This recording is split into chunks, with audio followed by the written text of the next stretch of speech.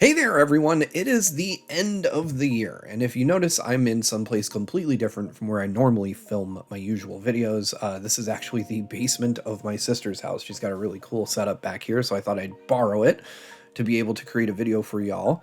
It being the end of the year, we're doing what everyone is doing at the end of the year and talking about our selections for the game of the year for 2022. You've probably already seen a couple of videos on the channel about other folks' selections for game of the year. We didn't talk about our selections beforehand, so I'm going into this blind. I don't know what anybody else has nominated, and I'm hoping that mine will be a little different. I didn't have a ton of time to play games this year, it turns out. When I was building the list, I thought that I had spent a respectable amount of time. I think my PlayStation numbers were somewhere around 550 hours this year. My Switch hours were somewhere around 200 or 300 hours this year. I'm like, that's a lot of time, but compared to some other folks' numbers they've posted, I realized I did not spend a lot of time playing anything this year. Instead, I kind of found the games that I was already interested in and made sure to have those experiences. And I'm happy with what I played. A few standouts for me were Elden Ring. I had a lot of fun playing Elden Ring this year, particularly with friends and multiplayer, which is something I didn't think I would be saying when I picked it up. I'm not a big Soulsborne person, as you all know if you've watched my videos, but Elden Ring kind of left an impression on me this year. It was a really fun game. I don't think I would have enjoyed it nearly as much if I played it solo, but the multiplayer aspect of it helped me through some of the more difficult parts of the game. And I know that it's an easier Soulsborne game, and I'm trying to get into the genre, but this was a good stepping stone for me to actually try them. So I do think, I owe Elden Ring a little bit of an honorable mention here because of the fact that it turned me onto a genre that I traditionally have not really looked at too closely. Another honorable mention that I want to kind of bring up, and I hope that someone else did, or maybe I'm the only one, I don't know, but Pokemon Scarlet and Violet. These games very nearly made my Game of the Year list. The story of Pokemon Scarlet and Violet is the best I've ever seen in the franchise. It's actually the best writing I've ever seen in a Pokemon game. And if you follow me, you know that I have long wanted this type of game from the Pokemon series. Back when I played Pokemon on the GameCube, I kind of envisioned an open world multiplayer Pokemon game. And with Sword and Shield kind of taking baby steps towards that with the wild area, and Arceus taking kind of a big step forward in showing us what an open world Pokemon game could be like, even though in my mind it borrowed more heavily from Monster Hunter. I started to see what the future of this series could be, and I think that in a large way, Pokemon Scarlet and Violet have realized that. Those games kind of bring to life almost perfectly my desire to see a big open world multiplayer Pokemon game, and while it's not perfect and it's far from it, I do think that Game Freak has done some amazing work here. They've built a world that feels complete in some ways, and in some other ways very much incomplete. Obviously, the technical drawbacks are a big part of the reason that I couldn't put this game up for Game of the Year, despite how much fun I had playing in the Paldea region, how much I enjoy the new Pokemon designs, and like I said before, how much I absolutely adore the story of this game. It was the most enthralling Pokemon experience I've had in well over a decade.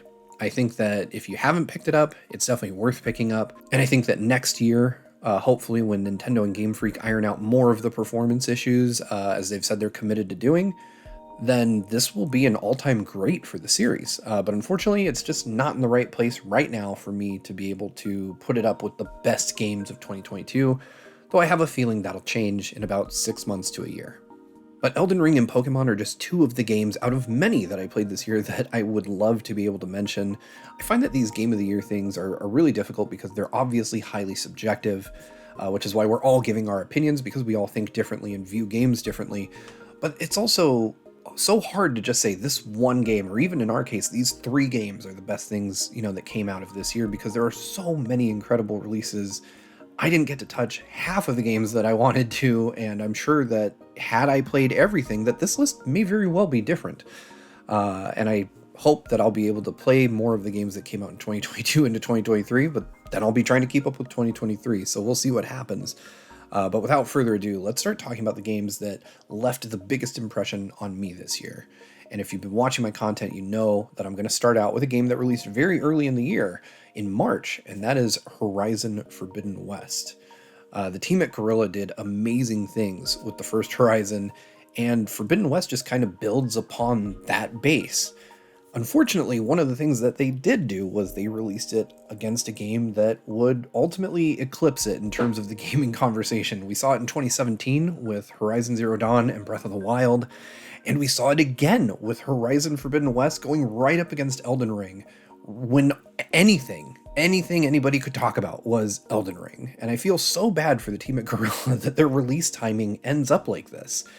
Because I think had it released in April or February, that Horizon Forbidden West would have dominated the gaming landscape for a much longer period of time, and it absolutely deserves to. Horizon Forbidden West is kind of what I guess I would now call a traditional open world game, or an old school open world game, in that it still has icons all over the map, things for you to find. There's a very defined linear path through the world, but it does it with the correct balance between, overwhelming the player and giving them plenty of options. And I think that's something that series like Assassin's Creed kind of lost track of. There's famous screenshots out there of just these maps that are just completely covered in icons. And I think Horizon Forbidden West managed to show restraint in that regard and managed to keep a lot of activity in the map without overwhelming the player, without making you feel like there was just too much to do and none of it's worth doing. You couple that with the fact that combat is improved, even if it does still feel a little bit chunky, in my opinion, but it feels better and it is more fluid and, in my opinion, fun to play. The challenges are more interesting, and the world is just so much more expansive and gorgeous and varied in Horizon Forbidden West. Couple that with a narrative that has, I guess, galactic implications. If you've played the game, you know what I mean, but there's such an incredible build-up to the lore of this world, and it just left me salivating for what we would play next. I can't wait to see the inevitable follow-up to Forbidden West. I guarantee you that'll be a Game of the Year contender for me whenever it comes out. But this is a series that I've become recently hooked on, and that's something of a theme for my Game of the Year picks this year. But it absolutely sold me on the Horizon series. I had played Zero Dawn, but to me it was still that game that came out around the time of Breath of the Wild and wasn't the cultural phenomenon that Breath of the Wild turned out to be.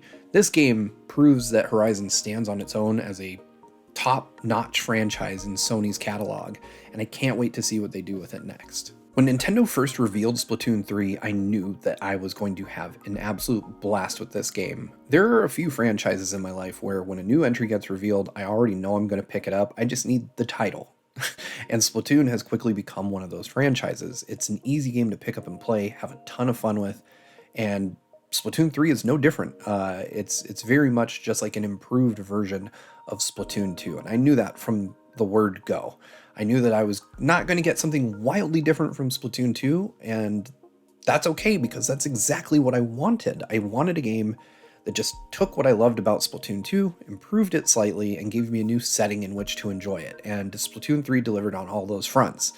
The single-player campaign was kind of a mix of Splatoon 2's original and the Octo expansion. The difficulty ended up lying somewhere in the middle of those two. I think Octo expansion was really hard and really required some advanced level of play from people, whereas the single-player content, the original single-player of Splatoon 2 was a bit too easy for my tastes. So finding a good common middle ground there was really great. I ended up 100%ing the campaign in a matter of days. I played through the end game. I played through that ridiculously long level, and I still wanted more. Unfortunately, that was just the appetizer, right? Splatoon 3 is all about the multiplayer experience, and Nintendo improved upon that multiplayer experience in a ton of subtle but important ways. Splatoon 3, the kinesis of that game is so much better. The sense of, you get splatted and returning to action just feels so much more fluid, and it keeps you kind of engrossed in the match. There's never been a match where I feel like I need to give up or our team is just never going to make it back from the brink of defeat. It does such a good job of drawing you in and making you feel like no matter what, you can keep fighting, you can keep going. And I love it for that. You know, I know people are going to say that I just described Splatoon 2 or even Splatoon 1.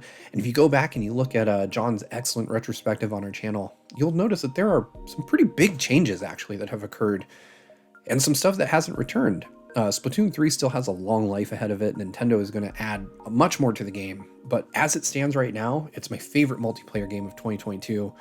I can't imagine how they're going to further improve upon it in the future, other than simple quality of life things. So I'm curious to see where the inevitable Splatoon 4 will take the series, because I think it'll be radically different.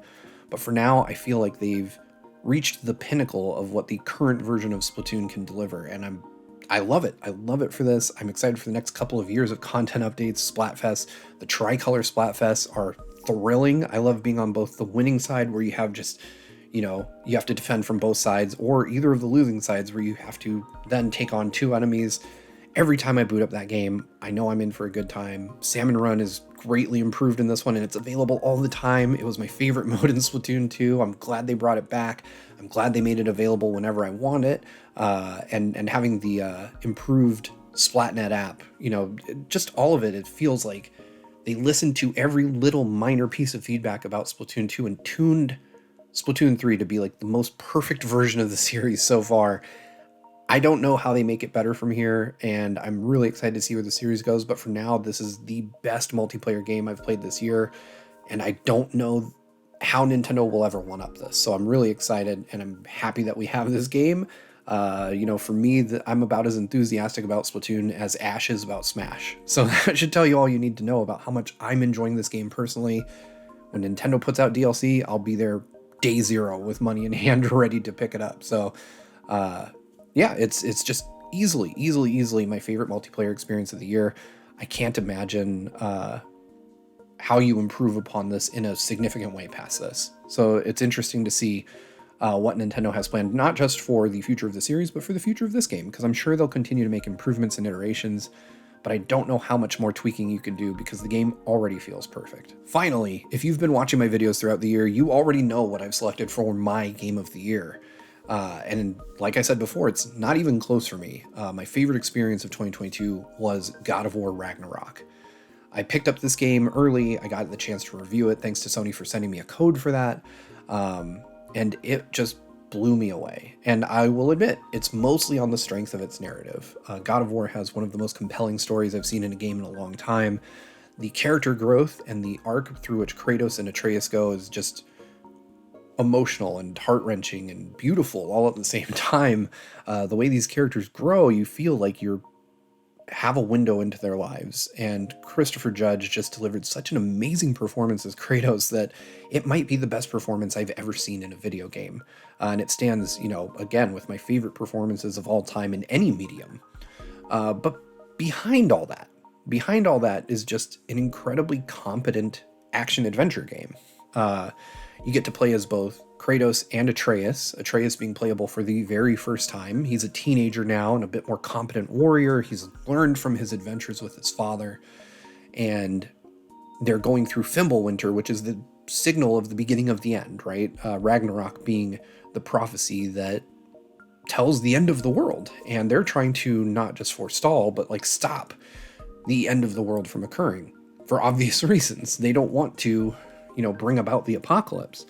And as you go through the quest, you're left wondering step by step, are you doing the right thing? Or are you just fulfilling this prophecy? Are you going to be the reason why this world ceases to exist? And, you know, there's so much to explore and so much to find, and the combat is so finely tuned and engrossing, and it's just, I struggle to find flaws with this game. Each of the 9 realms is absolutely beautiful in how it's rendered. I do feel that in some places, from a game design perspective, that having to support the PS4 is holding the game back. I feel like on PS5 hardware, traveling between realms could have been instantaneous, similarly to how it was done in Ratchet & Clank Rift Apart, which is another incredible PS5 game, and one of the only PS5 only games that's out there. But I think having to support the PS4 led to having to have these realms have kind of loading zones in between. I can't wait to see what Santa Monica Studio does with the future of the franchise when they no longer have to support previous gen hardware. Who knows when that'll happen though? But for what it's worth, Ragnarok is still, even on PS4, an incredibly competent game. The action feels almost Zelda levels of good, and for me, that's the highest compliment I can give. I think Breath of the Wild's combat is some of the best I've experienced in any game out there. I just absolutely love how well Nintendo tuned 3D combat with the Zelda series, and I feel like God of War gets really, really close to that in terms of just the weight and impact of attacks with Kratos' various weapons, how good it feels to aim a bow and arrow with Atreus, how dodging and locking on feels. Like the actual moment-to-moment mechanics of the games feel very similar to how Zelda feels. On top of that, there's exploration. There's goals sprinkled throughout the world that are kind of hinted at. Sometimes Mimir, which is the decapitated head that Kratos wears as his traveling companion. Mimir will give you information on things that are close by that you can choose to investigate or choose to continue down the path of, the main story. And each side story delivers information that you wouldn't otherwise know, but helps flesh out the world and its characters and gives you background on Kratos and Atreus and Mimir and everyone else in their kind of party that you wouldn't otherwise know, and kind of deepens the lore with those characters. It's just delivered in such an organic way that you never feel like you're going off the beaten path to do side quests. You feel like you're just experiencing another part of the story that's optional, that you don't actually have to do. But it never feels like, okay, I'm going to grind out these side quests to do this. The weapon and armor improvement systems are a little refined. Skill trees are much more refined. And all in all, it feels like a game that does its best not to take you out of the enjoyable portion of it, which is just exploring the 9 realms and seeing all there is to see. And you do so much more of that in this one than you did in God of War 2018. Again, just like with Horizon, it feels like they took what worked, improved it ever so slightly, and made a big, bold new story around it. Like they were confident in this approach having worked, and now they knew how to deliver on its maximum potential. And God of War, just combined with the amazing performances of all the actors involved, not just Christopher Judge, moved me to tears multiple times during my playthrough. And that's to say nothing of the absolutely addictive combat and exploration mechanics contained therein. It is an easy selection for Game of the Year for me. I just can't believe that a series that I used to hold disdain for became one of my favorite series. Santa Monica Studio taking over and well, I shouldn't say taking over, but Santa Monica Studio rebooting the series just completely invested me in it. And now I want to go back and play all the previous games that I ignored because I wasn't really a character action fan. I don't really like Devil May Cry or Bayonetta or series like that. So just the fact that this makes me want to go back and play those games for their stories just speaks volumes of how much of an impact God of War, Ragnarok, and the 2018 release have had on me. Specifically this year when I replayed God of War just to have the story fresh before I went into Ragnarok. These are games that I think are absolutely critical for anyone to play. If you're a fan of the action-adventure genre, you should play these games. They're absolutely essential. I think that it will broaden your understanding of the genre, and it will show you just how much a good character arc can make you care about games that you might not have played otherwise. So that's it. 2022 was just one hell of a year. It didn't feel like it while I was in it, but there were so many good games that released this year that it was hard for me to keep track of. There's so many that I haven't played yet that I hope I get the chance to play. There were just so many each and every month that something was coming out that was big and noteworthy. We had Horizon, Splatoon, Elden Ring, 2 Pokemon games. It was a wild year for gaming in general. And yet somehow over the course of the year, I felt like there wasn't a lot coming out. It was like the problem of just channel surfing and feeling like there's nothing on. But in hindsight, looking back at it, there's a lot that we had the opportunity to enjoy this year. And that's not even touching on just all the small indie Game Pass games that came out, that came and went. Nobody Saves the World, The Pedestrian. A lot of really great games came out this year that I didn't even get time to play a ton of, or games that I played to completion and just didn't make this list because 3 games is not enough to talk about the totality of one year. And it's certainly not the not the optimal format, right? I wish we were getting together once a month and talking about the game of the month instead of the game of the year, because there are so many games that come out that they deserve this type of treatment. They deserve these accolades. Game developers all over the world are doing amazing work to entertain us and to provide us with new experiences. And 3 just isn't enough, right? But these were the games that impacted me the most. Obviously, your list is going to vary. Let me know down in the comments what your favorite games of 2022 were. And let me know if you played any of the games that I nominated, because I'd love to hear what your opinions are on them. But I hope wherever you are, you've had a safe and happy holiday. If you're watching this next year, hello from the past. 2022 was actually pretty good, despite me thinking differently while it was happening. But that's it for me. I'm sure you'll see my other friends' videos right here on the channel, and then we'll probably get together and discuss overall what our favorites were in a myriad of ways. But until then, I'm wishing you all a safe and happy new year. I hope you had a great 2022, and I'll see you all in 2023. Until next time, folks. Bye.